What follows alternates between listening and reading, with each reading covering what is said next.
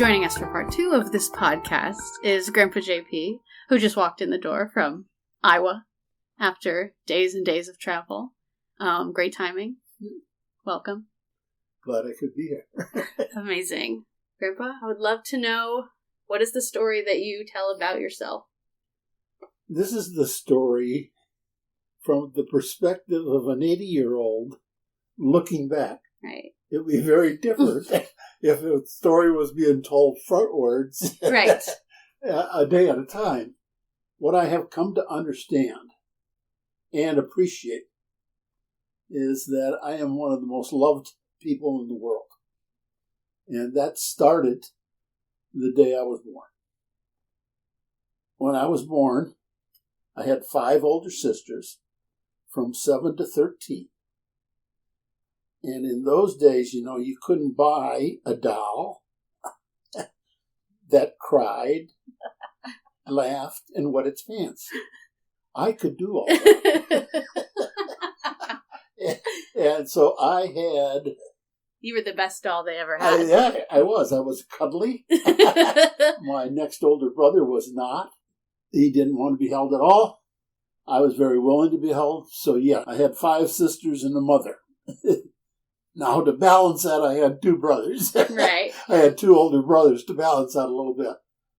But I've only come in later life to appreciate the fact that from day one, I was loved. Mm-hmm. And today I recognize, this is part of my story. Today, if I meet somebody, I expect them to like me on my good days. If they don't, I can say to myself, I hope they get better soon. Because that's my life experience. I expect to be loved. And I know how rare that is. I have come to appreciate how rare that is.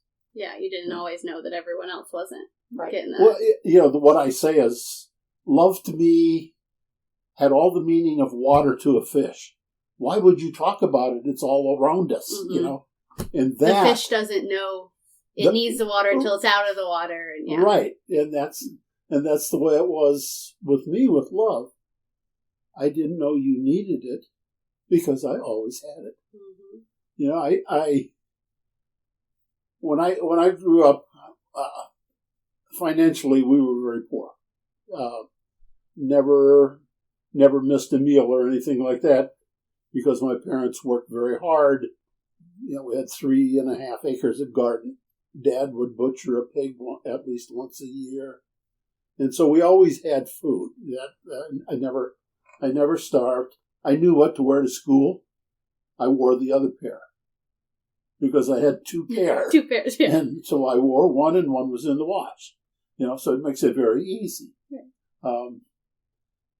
And when I was living through it, I thought about all the things that I missed, the things I didn't have. Looking back, today I explained it as the only thing I didn't have was money. I had everything else that was important. And I see that today. And I got an appreciation of that in college.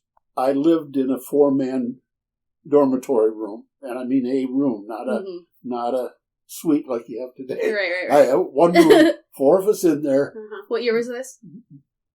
That was my freshman year in college. 1959. The fall of 1959. And one of them came from a broken home and never lived with his father.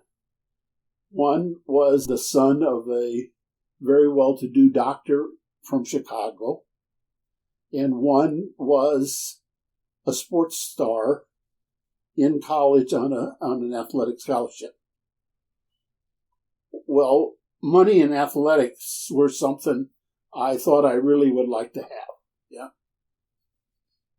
Well, the one that came from a broken home got me to appreciate the fact that I had both my parents, mm-hmm. and that they loved me. The one that had the money, the doctor's son,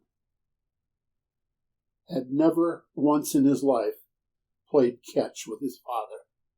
And that to me was so sad, mm-hmm. That he didn't have a fun relationship with his father. And I did. My father was 46 when I was born. But I remember him playing with me, and doing these things. So I learned that my roommate that was the athlete thought that was the only reason he was appreciated. Mm-hmm. He was there on a football scholarship, and the college dropped football our sophomore year, and he didn't know he had any value after that. And there was a sadness to that. And so I came to appreciate my parents and recognize that there was so much that I had that I never appreciated. And I wrote a letter to my parents expressing this appreciation.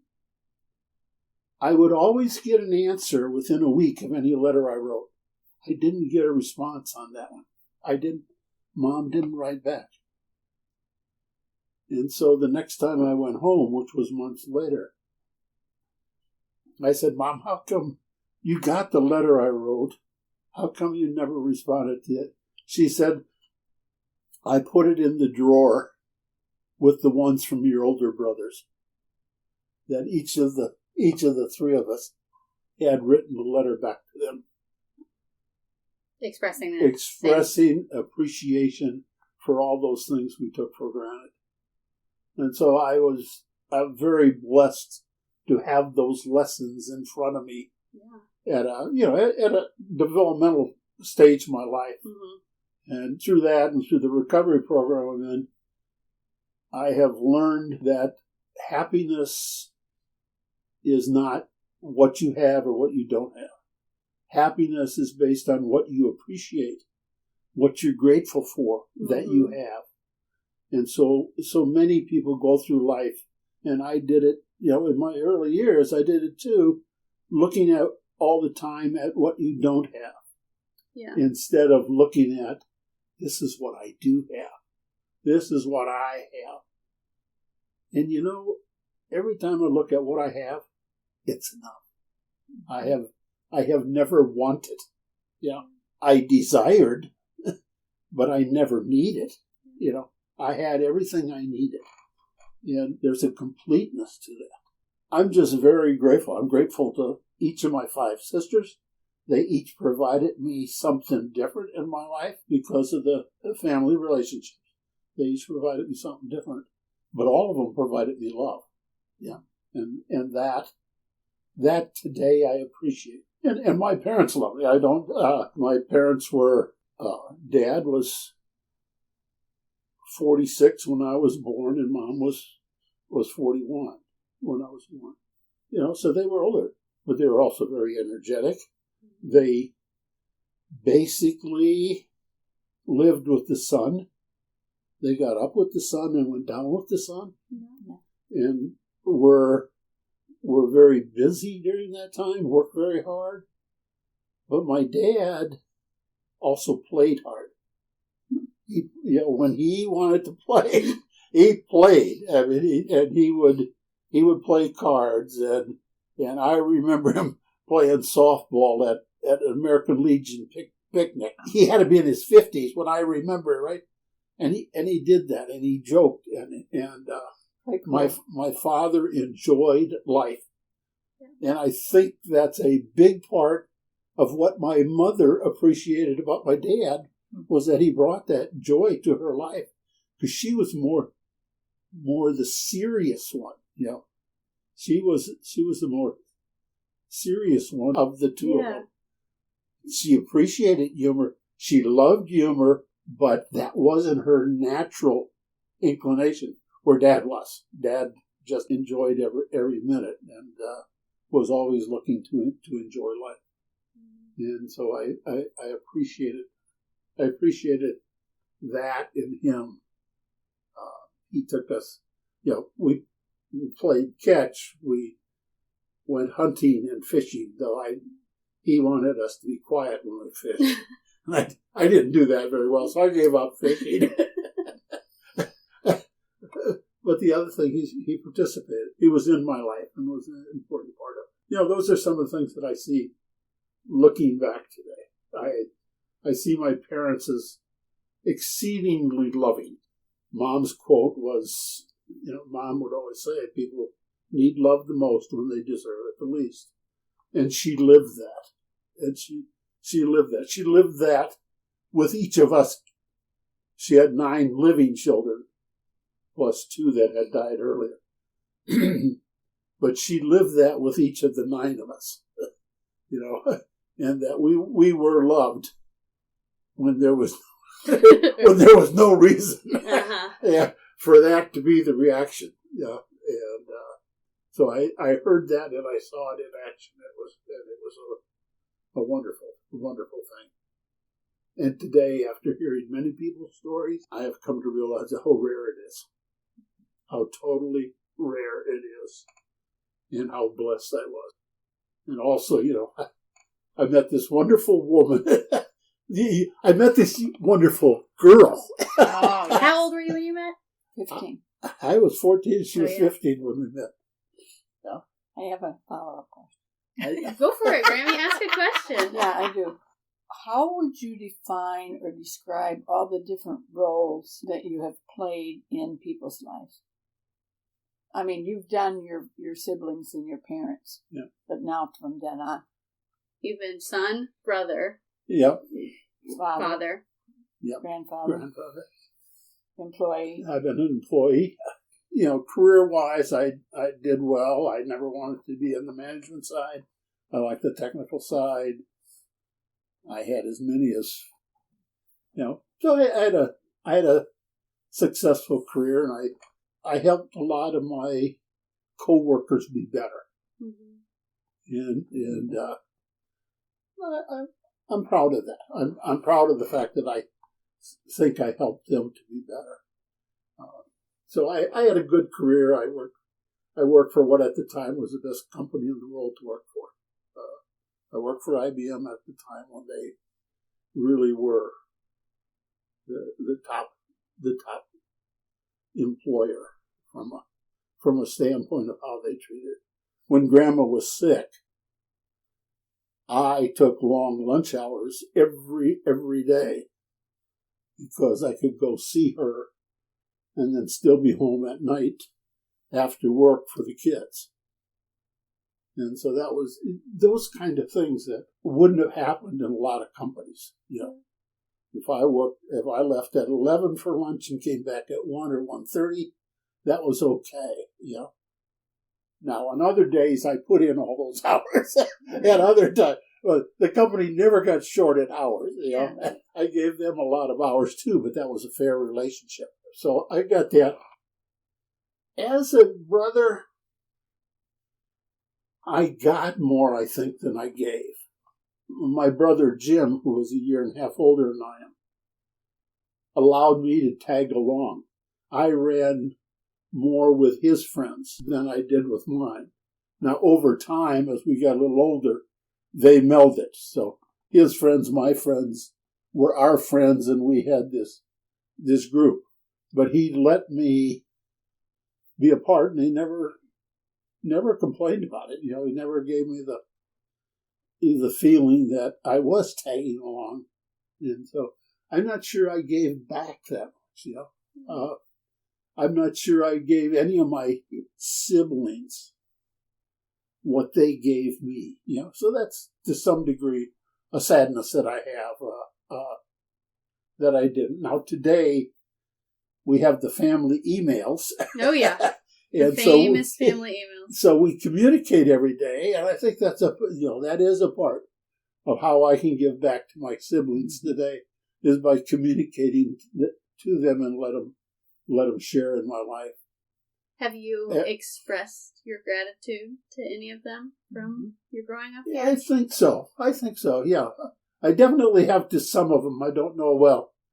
3 of my sisters are now dead. My oldest sister, Eleanor, who died recently, within the last year.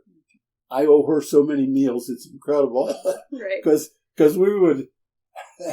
we would go out hunting and things, and show up at her place at lunchtime, and she would always feed us.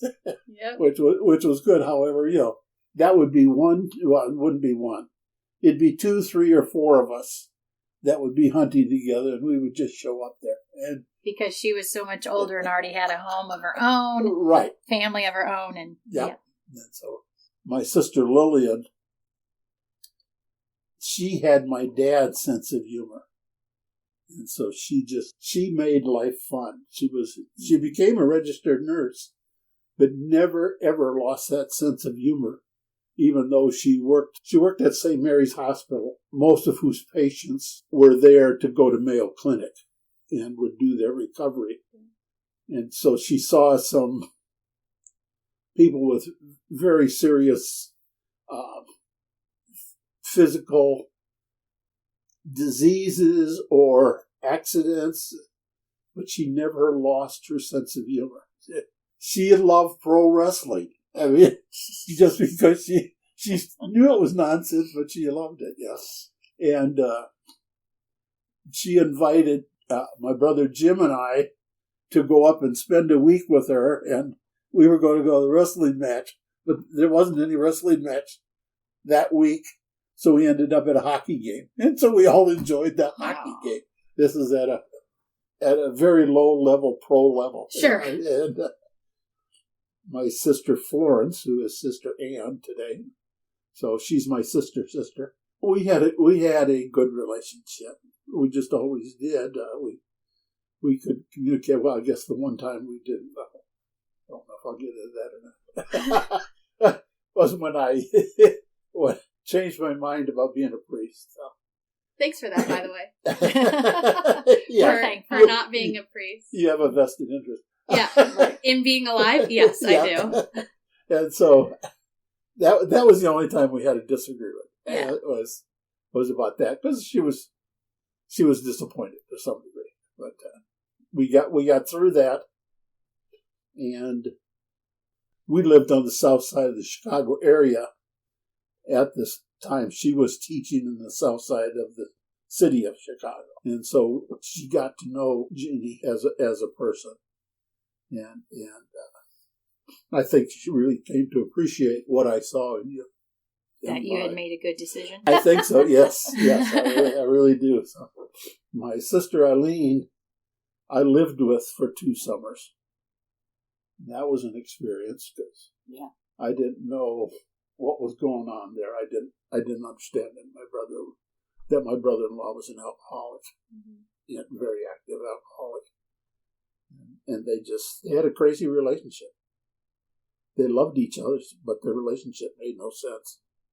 And I didn't know what it was at the time. I didn't understand that.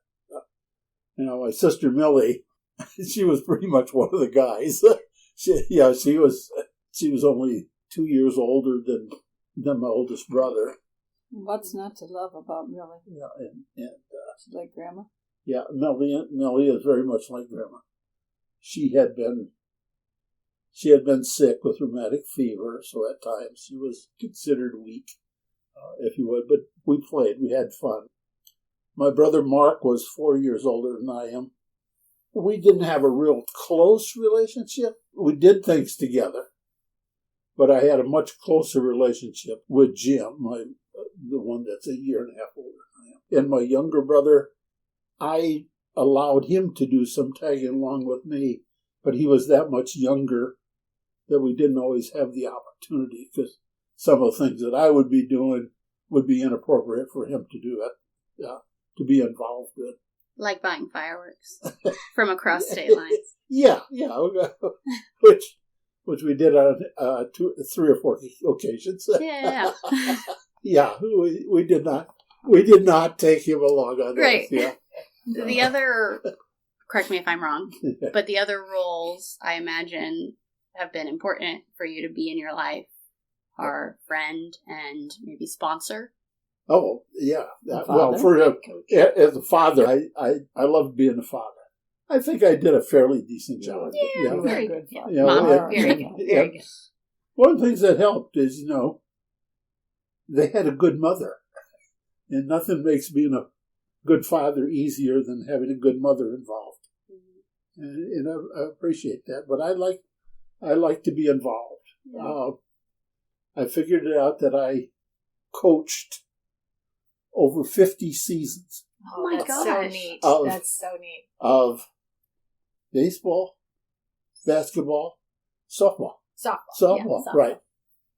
But I always enjoyed working with the kids at every level. And he still does. Okay, the best job in the world. The best job in the world is being a grandfather. It's all the fun of being a parent without the responsibility. Yeah. And so that was good. But one of the things I remember, and this was primarily Katie and James, they would come running, and I'd get down on one knee, and they would come running and leap into my arms. Oh. And I remember thinking and saying at the time that I don't want to be God's child. I want to be God's grandchild. I want to have that faith to come running and jump knowing that I'll be caught. You know, and that's a very important symbolism that I got out of that. Absolutely. Because it was such an experience. Of course, then as I got older, I had to brace myself better. Right? They did that now. Yeah. I enjoyed every one of my grandchildren. And each of them are very different. Each child is different. Each child is uniquely themselves. And I love each of them for it. And I probably have spent more time with James and Alyssa because of the closeness. I think I've spent quite a bit of time with you and Sam because we've made a real strong effort. Yeah. And we've made the effort with Mike and Steph and the girls. But they also had grandparents that are there locally that provided a lot. It's the best to see our grandchildren grow and become the people they are. I have to sit back and say, dang, must have done something right. Must have done something right. They all are amazing. Yeah. And so we love all of you dearly. Dearly. So that's the grandparenting role. Over the years of doing all this, I realized that I like teenagers. A lot of adults my age are afraid of teenagers. I enjoy them. I enjoy the life they bring. And so I have been an Alateen sponsor for over 20 years. Because they are children that most of them have grown up in alcoholic homes. Some of their stories are very sad. But they still bring life, and they can bring joy, and they can appreciate joy. Within the program, they are heard. And for some of them, it's the first time they've ever been heard. For some of them, it's the first time they really spoke and had somebody listen to what they say. So it's very rewarding to me to be an Alateen sponsor. That one is critical. I also sponsor older guys. It helps me to understand the program better because I have to understand it better if I'm going to help them understand it. And so that's very rewarding. I think I've helped them understand the good parts of who they are. And because many of us grow up being dismissive of what we are. We know all our bad points. We can list them. Yeah. You think people experience that, or men specifically? I think it's both. Women probably come to see it sooner. Okay. Men don't see it. Men tend to not look inside. Well, men are not raised or encouraged to do as much emotional understanding. Right. Yeah. And so, I can, through the program, just following the program, because the program invites us to a different way of life. And in doing that, part of that different way of life is appreciating the gifts that you have, which always comes back to our higher power, our God. I can only show gratitude to God for those things that I see and appreciate. You know, so I have to look at what's good in my life, what's good about me, so I can thank my God for giving me those things. And I help men try to understand that and to view their life that way. And I think most of the guys that I have sponsored, I think they have come a long way. And today they're my friends, as opposed to sponsee. They're just my element friends. So that's very good for them. One thing Mama and Grammie and I were talking about earlier is the role of storytelling in this family. And we basically concluded that it started with your family of origin, because Grammie said her family wasn't a big storytelling. So, whether we're recording or not, this is what we do when we spend time together, is talk like this and tell stories. Yeah. So I wonder, from your perspective, what do you see the role of storytelling being in our family? Like, what do you see it do for our family? Well, I think storytelling helps us to understand the other person, appreciate the other person. Most of our storytelling, I think, brings humor into the relationship. Oh, yeah. And I see a lot of these things. I think it does. I think it came from my father. Explicitly, I think it came from my father, because he could tell stories. That was the way he shared who he was and what was important. I think that's what we try to do within our family. I think most of our storytelling is meant to be enjoyable. And historical, because I think it has a role of connecting, because what I said earlier to them before you got here was that it's, for me, helps me to understand like who I came from, because there's so many people I've never met, but their stories are intertwined with mine even, and so it's a connector to the past, but also each other right now as we're sitting here. Yeah, because I have an understanding of what the Great Depression was, though it was over before I was born. Because of the storytelling within my family. I have a great appreciation for what it was. I'm also amazed at how people lived through it. And it still influences. That storytelling is an influence. Yeah. We recycle and reuse. And that was part of the mentality of the Depression. Throw away nothing. And so where does that come from? It came from our history. It came the stories were passed down. The stories that were passed down. Just the way we lived. Yeah. The way we learned to live. Right, yeah. We lived it because our parents were greatly influenced by the Great Depression. They had children. Trying to feed. Yeah. My parents were married for 4 years when the Depression started. Though Dad, in the business he was in, he was a shoe repair person. So his business somewhat grew because people couldn't afford new shoes.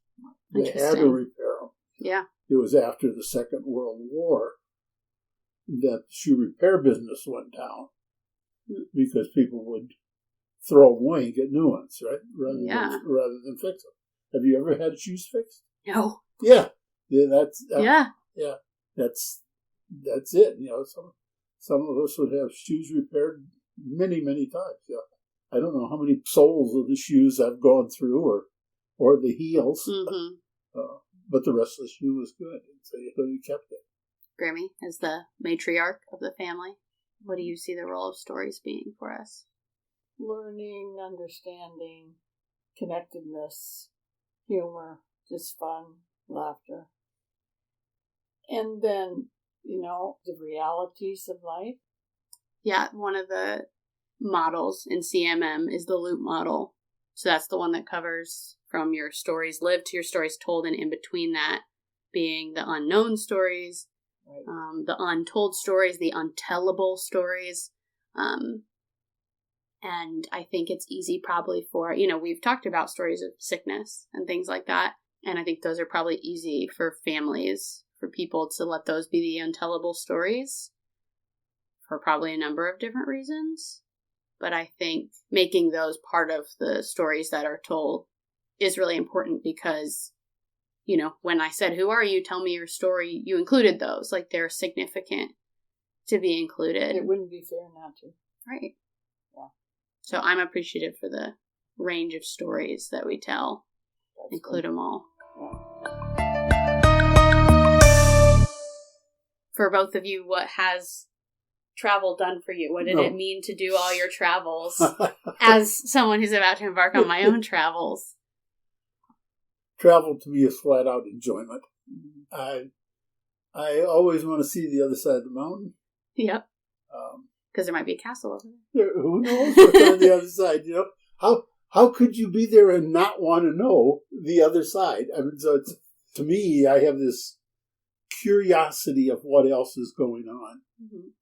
I think the word curiosity has come up in every single podcast I've done, and I very much appreciate that as a thread, because that's something I'm coming to really, really value. It's a good trait. I think curiosity causes us to expand our world, and that's what I think travel has done for us. We got married and moved immediately to New York. Yep. I told that story. And so that was the beginning. We got married in June, and we went on our first trip over Labor Day. No, Labor Day we went to Arcadia. When did we go to New York City? You almost get run over. Well, that might have been July. It was July. You're right. July, New York was first. Because I asked Grammie, I said, "What was the first trip you went on?" And so I was going to say, you're right. It was going down to New York City. Yep. I said, that sounds like Grandpa to have the confidence. An Iowa boy with the confidence. I can drive in New York City. Sure, why not? I'm unsurprised. Not surprised at all. Yeah, that was the 4th of July weekend. We went down there. Then the Labor Day weekend, right. We went to Acadia. I got those two correct. Yeah. Correct. So those were our first trips. We did not grow up with an ocean. There's very few oceans in Iowa. Very few, yeah. So for us to go to Acadia and see the Maine coast was remarkable, and then it became harder to travel as we had the kids. We would travel mainly back and forth to Iowa from wherever we lived. But when it really got into travel, I had all this vacation saved up, and IBM wanted people to use up this accumulated vacation. And to encourage us, if you took a day off, you get paid your vacation day, but you could cash in one of the other days. So that gave us time and money. Oh, yeah. So we did a ton of 4-day weekends. Oh, yeah. We did a lot of 4-day weekends. What time frame was that? That would have been in the late 80s. Well, the kids were growing, right?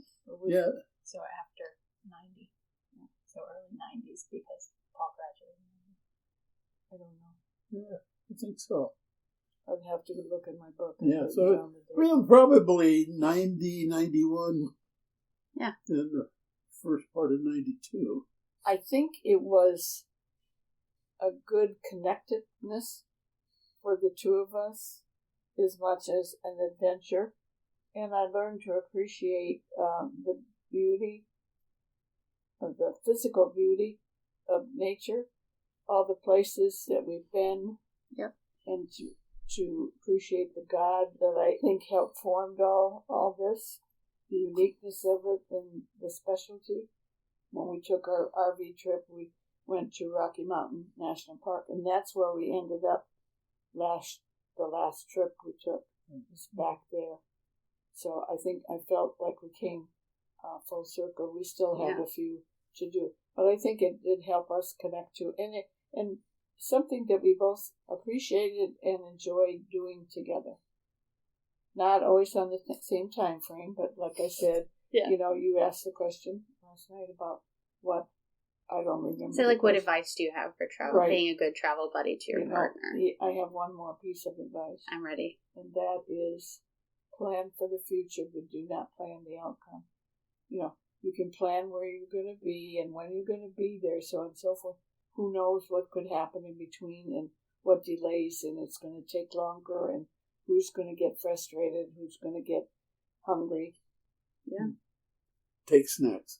Take snacks. Yeah, take snacks, yeah. Right. Yeah, no, really. I'll remember that. Plan for the future, but don't plan the outcome. When did you learn that? I think through recovery program. Because, see, there were so many things that were written in stone in my family of origin. Like, God bless my mother, and I know it was her way of keeping control or so on and so forth. But if we were going to have a picnic in the backyard, we had to plan it for 3 days. Because you just couldn't have peanut butter and jelly sandwiches, potato chips, and watermelon. It had to be, fried chicken, this, that, and then. And that's not a criticism. That's just what she knew. Because she was oldest of 12 people. Yeah, and then I remember people saying to me, live one day at a time. Well, I thought, I got to make a dentist appointment. And, I actually think I said that. And they said, well, that's fine. You can plan for the future, but you don't plan. You don't live in the future. Right. You don't live one day. Right. You live one day at a time. So when you get to the dentist, you don't know whether you're going to have a cavity or not. Yeah. So that's just a silly example of how I learned. And then applying that to other things. Go to Iowa with the kids. You don't really know how that's going to work. Now, one of the things that I became aware of late in life is the journey is as important as the destination. I was always destination focused, and I missed a lot on the journey. Today, when we travel, we don't know where we're going tomorrow. Yeah. We would, when we travel in the RV, we would figure out that night where we were going to be the next day. And so the journey became important. Yeah. And that makes a big difference. It also helped us to communicate more. You had to. And allowed Jeannie to have more input into the decision process. Because when I was destination focused, first of all, there was no decision. That's it. Important things to remember are get some trail mix. Oh, yeah. So you don't get hungry. Enjoy the journey. Rain doesn't have to stop you. You can have fun in the rain. Yeah. And I think we learned that at Yellowstone when we wanted to go on a ranger walk. And it was raining, and we bought ponchos. Yeah. And we went and enjoyed it and had a good time. And ever since then, rain has not stopped us from enjoying the day wherever we were. So yeah, it's that flexibility. It makes it easier for everybody, and it makes it more enjoyable. Oh, no, I don't know if Grandma told you this, but on almost every trip, whether it's 4 days or 3 weeks, there'll be one day where we don't get along. I believe it. where we irritate each other, and then we get that one day is out of the way, and we go on the rest of the way. Don't let a bad day spoil the whole vacation, the whole experience. Yeah, bad days come. Yeah, and get through them and go on. Yeah, one of the things that we've come to appreciate in our recovery program is you can start your day over anytime. So a bad day doesn't have to last 24 hours. A bad day can last an hour. It doesn't have to ruin the whole day. But know that you will be okay, even if there's a bad day. Get that level of comfort with your traveling partner. You can have a bad day. You're allowed to have a bad day. Yep. And now Ozzy has joined us. I'm sure we can pick up the purring. I bet he's a loud purrer. Ozzy the cat. Who surely has some wisdom hidden within there. But yeah, Ozzy does. Oh, the things you've seen, Ozzy. I would say that Ozzy would say, this is a great place to live. He loves it here. I think so. I think he does. He's pretty chilled out right now. So, do you have any other questions? The only ones left are inspired by CMM is that if we're making the acknowledgement of we get to create our social worlds, what are you doing to create better social worlds? What do you want to create in your social worlds? Kindness. In your mind, yeah. What does a better social world look like? Yeah, kindness and understanding and caring. I look at it, and this is a part of my service within my recovery program. I want people to be more accepting of themselves, more accepting of others. I want them to broaden their vision, that whatever blinders they have, I want them removed. Not only to see these other things, but appreciate them. That, to me, leads to kindness. That if I have an appreciation, I'll be kind about it. So that's where I am today. I've given up trying to change the whole world. Sure. But I can help somebody.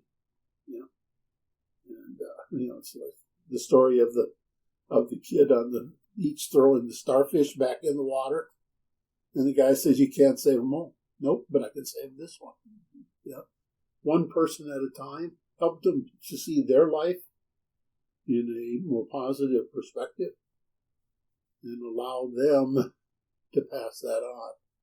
I think about modeling, because what is freeing to me is that idea of I can't make everybody else care as much as I do about certain things.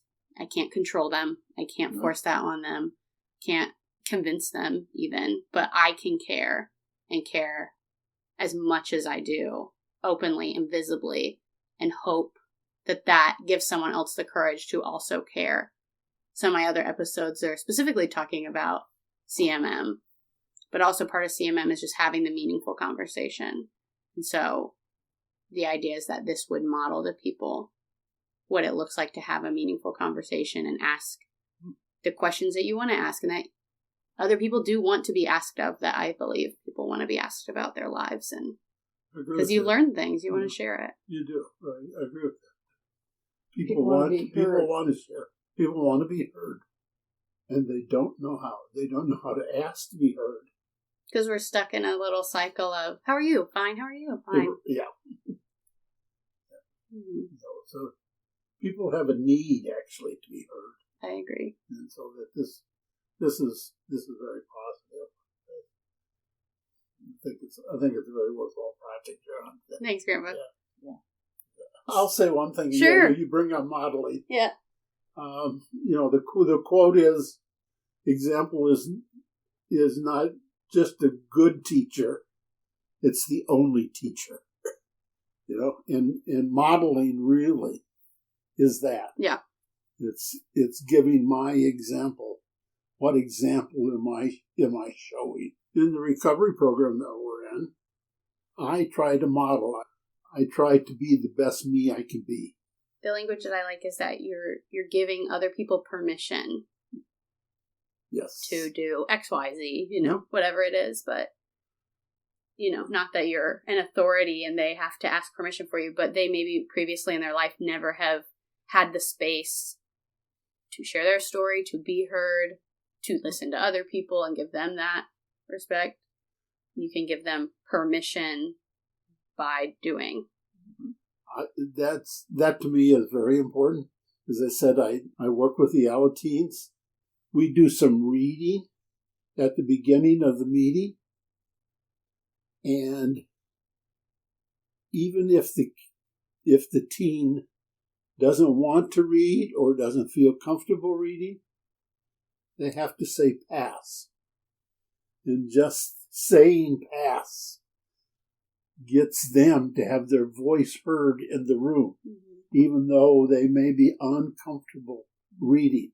That's awesome. So that is one of the things that we try to do is to here we kind of demand it of them, in a gentle way. But if you don't want to read, say pass. Well, in my last episode with Rick, he talked about saying no from a deeper yes. Okay. And in a way, it's if what you need to, as a teen or whoever, what you need to say yes to is opting out of something. Okay. Then you're saying no, but that's allowing you to say yes to that you just need to listen right now, or you need to not speak out loud because that's going to cause you anxiety or some stress. Right. And so you're able to say no to say yes in a way. Yeah. When the kids come into the meetings, they're generally very quiet for a few meetings, until they hear other kids tell their story. Child A is new. Child B tells a story, and child A says, "God, that's my story." Mm-hmm. That's really powerful, and it really is, and it opens up the communication. It allows them then to go from say and pass, to actually sharing who and what they are. I see that example all the time in our Alateen meetings. Like you say, give them permission and respectfully receive what they choose to share with you. And I understand that part of the theory. Right. You asleep, Grammie? I'm just relaxing because it just does rest. You're just resting your eyes. Okay. That's another famous Martinet quote from Grammie is, "I'm just resting my eyes." We say that one all the time.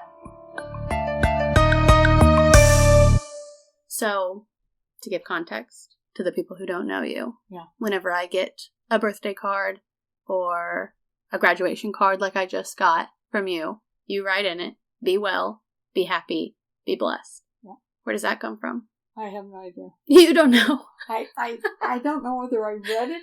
Uh-huh. I can't really tell you. Yeah. It's like, be well, be healthy, take care of yourself, be happy, see the good things that you have around you, be blessed with God's love and spirit and happiness, and know that you are blessed and loved. Do you remember when you started writing that or using that? Just a few years, it feels like. I don't think That's wild, because I always remember you saying that, but also, be reasonable. Be reasonable. Well, that's the other one that I wanted to talk about, was be reasonable. Where'd that come from? I think as you grew when you were together, and I think... Well, I was going to say the context of it, what I remember, Grammie's famous quote of "be reasonable," is that we would come stay with you, and we would get vanilla ice cream at night, and you would give us Oreos in little plastic bags, and we would crush them up, put them on the ice cream, and whenever we were choosing how many Oreos to put on the ice cream, you would tell us to be reasonable. It was more, I would watch Sam, and he'd just I think he needed to be reasonable. I didn't know if that was around before that situation or if it came out of that. It was probably always something that I thought of, and it's like James and I have talked about. Be reasonable means be reasonable about what you eat. Mm-hmm. Be reasonable about if you're going to drink. Be reasonable in your relationships. In all that you do, you should be reasonable. All that you do, because in this world we tend to buy too many shoes. Oh yeah. Or eat too much. Yes. We overindulge. That's the word that I'm looking for. Yeah. Over. Well, we were here for Christmas this past year, and we said that our New Year's resolution should be to be reasonable. That's right. In everything we do. So I just think it's good advice, and I think it started small, but I think you can use it in anything. The preciousness to me of what Grandma Dolores said, God's in the mess and the rest. Mm-hmm. Is that something she said? Yes. Yeah. She did. And where she got that and where it came from, I don't know, but it helped me find the balance or accept the balance and reality of life. So I think be reasonable it talks about self-discipline and self-control, and none of us have. Because it's not saying don't indulge at all in good, wonderful things in life. Absolutely. But when you do, be reasonable about it. That's right. I think that's good advice. Yeah, it is good advice. I just have to remember. Right. Because I need it too. Yeah, because I'd stay up all night and watch a series of Yellowstone. Yellowstone. That's your show, I know. Yeah, from the first season and episodes to the last. I think a lot of people have a problem with that. Yeah. Binge watching TV. Yes, yeah. Absolutely. And you got to be reasonable. That's right. It's not good for you. No, that's for sure. Yeah, in the area of your life. Mm-hmm. That's right. Yeah, you didn't know what you were doing when you started that. No. Good. a saying that I have from my mother that helps me a lot, is that people need love the most when they deserve it the least. And that helps me in a lot of situations where I'm dealing with someone that is irritated the living daylights out of me. Yeah. And it helps me to try to look at it from their perspective as to what are they going through. And most people going through anything need love. And so that saying has been very important to me. Was that something she always said? She said it very frequently because there usually was someone that fit the category. Right. Yeah. With all our kids, somebody was. Well, that's making me think of one that is only, 2 years old in my life, but one that Robbie actually told me from my first conversation. He told me a couple years ago was that hurt people hurt people. Yes. And at the time, I was hurt, and I was not interested in hearing that. But getting some perspective, that's definitely one I think about that I feel like gives me the same message as what you're saying, is that even if I'm the one that is being hurt, helping me to see that the person that maybe hurt me is also hurting in a different way. And so wanting to give them love. Yeah, totally agree.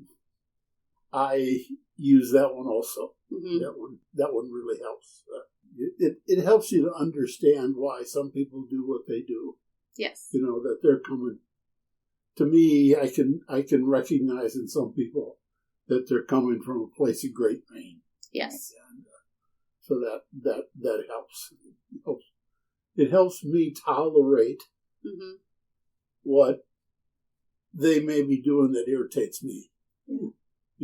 But it puts it in a perspective of, that puts that in a perspective of how important is that, compared to where they're coming from. So. Yeah. Well, we talked about, the role of recovery programs in Grammie's life and all the lessons learned from that. And so to me, it's the both needing to be balanced of loving people who are hurt and are hurting unconditionally and in the best ways you can, and also having boundaries and taking care of yourself in that too, which is a tricky thing. It is. It's very hard to have that balance, and the balance is important, but both sides of the balance are also important. And,